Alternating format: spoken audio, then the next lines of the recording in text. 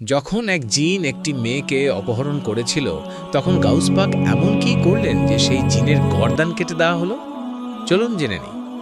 বাগদাদের বাসিন্দা এক বৃদ্ধ আবু সাঈদ কান্না ভেজা চোখে হযরত গাউসে আজম রহমতুল্লাহ আলাইহের দরবারে হাজির হয়ে বললেন, হুজুর, আমার একটি যুবতী মেয়ে আছে। আজ সে ছাবে গিয়েছিল, হঠাৎ করে সে কোথায় যেন হারিয়ে গেছে। আমার ধারণা কোনো জিন তাকে অপহরণ করেছে। হযরত গাউসে আজম তার কষ্টের কথা শুনে তাকে একটি বিশেষ আমল শেখালেন। তিনি বললেন, আজ রাতে শহরের বাইরে একটি নির্জন স্থানে যাবে। সেখানে একটি টিলার উপর বসে তোমার চারপাশে একটি বৃত্ত এঁকে নাবে। বৃত্ত আঁকার সময় বলবে, বিসমিল্লাহি আলা নিয়াতে আব্দুল কাদির।